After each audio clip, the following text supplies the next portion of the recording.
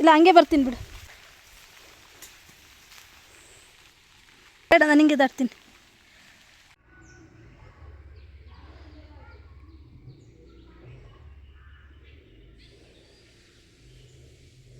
ಅಲ್ಲಿ ದಾರಿ ಆಯ್ತಾ? ಕಾಫಿ ಹೆಸರು ಇದು ಅರೇಬಿಕದಲ್ಲಿ ನಂಬರ್ 9 ಅಂತ ಗಿಡದ ಹೆಸರು ಇದು. ಇದು ಚೆನ್ನಾಗಿ ಫಸಲು ಬಿಡ್ತದೆ. ತೆಕ್ಕೆ ನೋಡಿ ಎಷ್ಟು ತುಂಬಾ ಚೆನ್ನಾಗಿ ಬಂದಿದೆ. ಕಾಫಿ ನೋಡಿ ಎಷ್ಟು ಚೆನ್ನಾಗಿ ಬಂದಿದೆ. ಇದಕ್ಕೆ ವರ್ಷದಲ್ಲಿ 3 ಸರಿ ಗೊಬ್ಬರ ಹಾಕಬೇಕು, ರಾಸಾಯನಿಕ ಗೊಬ್ಬರ. ಯೂರಿಯಾ, ಪೊಟಾಸು ಈ ತರ ಎಲ್ಲ ಮಿಕ್ಸ್ ಗೊಬ್ಬರ ಬರ್ತದೆ. 3 ಸತಿ ಹಾಕ್ಬೇಕು. ವರ್ಷದಲ್ಲಿ 2 ಸರಿ ಲಿಂಡೈನ್ ಅಂತೇಳಿ ಇದಕ್ಕೆ ಔಷಧಿ ಹಚ್ಚಬೇಕು. ಈ ಬುಡದಿಂದ ಹಿಡಿದು ದಪ್ಪ ದಪ್ಪ ರೆಕ್ಕೆಗಳಿಗೆಲ್ಲ ಇದಕ್ಕೆ ಔಷಧಿನ ಹಚ್ಚಬೇಕು. ಮತ್ತೆ 2 ಸರಿ ಇದಕ್ಕೆ ಸ್ಪ್ರೇ ಮಾಡ್ಬೇಕು.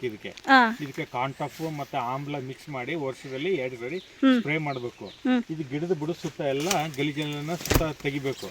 ತೆಗಿದ ನಂತರ ಗಿಡಕ್ಕೆ ಒಂಥರ ಫ್ರೀ ಆಗುತ್ತೆ. ಈ ಗಿಡಕ್ಕೆ ಕನಿಷ್ಠ ಪಕ್ಷ ಅಂತನೂ ಜಾಸ್ತಿ ಬಿಸಿಲು ಇರಬಾರ್ದು, ಜಾಸ್ತಿ ನೆರಳು ಇರಬಾರ್ದು. ಈ ತರ ಇದ್ರೆ ಈ ಕಾಫಿ ಏನ್ ಮಾಡುತ್ತೆ, ವರ್ಷ ಚೆನ್ನಾಗಿ ಬರುತ್ತೆ. ಅದನ್ನ ನೀವು ಹೇಗೆ ಮೇಂಟೈನ್ ಮಾಡ್ತೀರಾ? ಜಾಸ್ತಿ ಬಿಸಿಲು ಇರಬಾರ್ದು, ಜಾಸ್ತಿ ನೋಡಿ ಈ ತರ ಎಲ್ಲ ಮರಗಳೆಲ್ಲ ಬಿಟ್ಟಿದೀವಲ್ಲ, ವರ್ಷಕ್ಕೆ ಒಂದ್ಸರಿನಾರು ಕೆಳಗಡೆ ರೆಕ್ಕೆಗಳನ್ನೆಲ್ಲ ತೆಗಿಬೇಕು ನಾವು. ಮರ ಕಸಿ ಅಂತ ಹೇಳ್ತೀವಿ. ಅದಕ್ಕೆ ಸಾಧಾರಣ ಮಟ್ಟದಲ್ಲಿ ಬಿಸಿಲು ಬೀಳೋ ತರದಲ್ಲಿ ನಾವೇನ್ ಮಾಡ್ತೀವಿ, ಮಾರ್ಚ್ ಏಪ್ರಿಲ್ ನಂತರ ಇದಕ್ಕೆ ನಾವು ಮರ ಕಸಿ ಅಂತ ಮಾಡ್ತೀವಿ. ಮರ ಕಸಿ ಅಂತ ಮಾಡಿದಾಗ ಸೂರ್ಯನ ಬಿಸಿಲು ಮತ್ತೆ ಮಳೆ ಇದೆಲ್ಲ ಏನ್ ಮಾಡ್ಬೇಕು, ಸಮ ಪ್ರಮಾಣದಲ್ಲಿ ಬಿದ್ದಾಗ ಏನಾಗುತ್ತೆ, ಗಿಡಕ್ಕೆ ಗಾಳಿ ಚೆನ್ನಾಗಿ ಬೀಸ ಅವಾಗ ಏನಾಗುತ್ತೆ, ಗಿಡ ಚೆನ್ನಾಗಿ ರೆಕ್ಕೆ ಹೊಡಿತದೆ ಮತ್ತೆ ಚಿಗುರು ಬರ್ತದೆ. ಅವಾಗ ಈ ಗಿಡ ಏನ್ ಮಾಡ್ತದೆ, ನೆಲೆಯಾಗಿ ನಿಂತು ಚೆನ್ನಾಗಿ ಫಸಲು ಕೊಡುತ್ತೆ. ಆ ನಂತರ ಇದಕ್ಕೆ ವರ್ಷದಲ್ಲಿ 2 ಸರಿ ಏನ್ ಮಾಡ್ಬೇಕು, ಇದಕ್ಕೆ ಚಿಗುರು ಮತ್ತೆ ಕಸಿ ಅಂತ ಮಾಡ್ತೀವಿ. ಮಾರ್ಚ್ ಫೆಬ್ರವರಿ ಮಾರ್ಚ್ ಒಳಗಡೆ ಇದಕ್ಕೊಂದ್ಸರಿ ಕಸಿ ಮಾಡ್ಬೇಕು. ಹಳೆ ರೆಕ್ಕೆಗಳನ್ನೆಲ್ಲ ತೆಗೆದು ಹೊಸ ರೆಕ್ಕೆಗಳನ್ನ ಬಿಡಬೇಕು. ಆ ಬಿಟ್ಟ ನಂತರ ಮತ್ತೆ ಮಳೆ ಸ್ಟಾರ್ಟ್ ಆಗುತ್ತೆ, ಮುಂಗಾರು ಮಳೆ ಅಂತೇಳಿ. ಅದು ಮಳೆಯಿಂದ ಅದು ಮಳೆ ಬರೆದಾಗ ಇದರಲ್ಲಿ ಕಮ್ಗುಡಿ ಅಂತೇಳಿ ಮಧ್ಯದಲ್ಲಿ ಸ್ಟಾರ್ಟ್ ಆಗುತ್ತೆ. ತೆಗಿಬೇಕು, ಅವುಗಳನ್ನು ಸಹ ತೆಗಿಬೇಕು.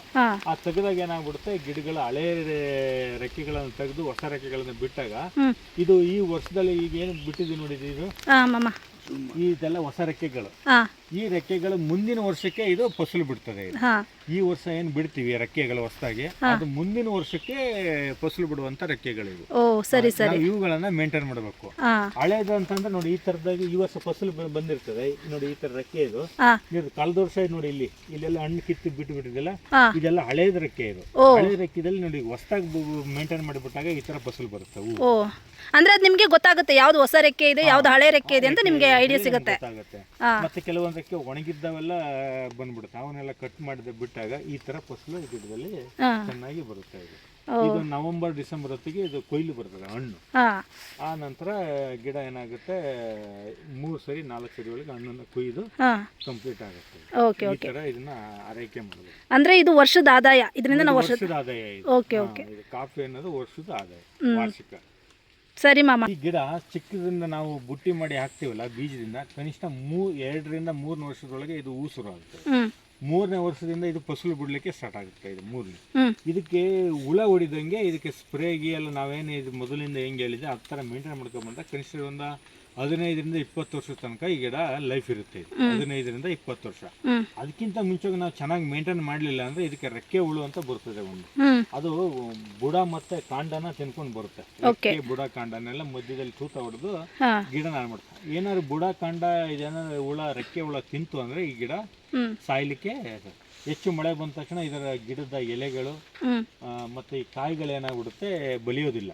ಅವಾಗಲೇ ನಮಗೆ ಗೊತ್ತಾಗ್ಬಿಡುತ್ತೆ ಈ ಗಿಡ ತೊಂದರೆಗೆ ಸಿಗಬೇಕು ಅಂದ್ರೆ ಇದು ರೋಗಗ್ರಸ್ತ ಗಿಡ ಅಂತೇಳಿ ಗೊತ್ತಾಗುತ್ತೆ. ಆಗ ಏನ್ ಮಾಡ್ತೀವಿ, ನಾವು ಇದನ್ನ ಕಡ್ದು ಬಡ್ಡೆ ತನಕ ಬಿಡಿಸಿ ಬಡ್ಡೆ ಕಿತ್ತು ಮತ್ತೆ ಹೊಸದಾಗಿ ಇದ್ರ ಬಕ್ಕಕ್ಕೆ ಮತ್ತೆ ಗಿಡನ ಹಾಕ್ತೀವಿ. ಸರಿ, ಓಕೆ, ಇಷ್ಟೇ.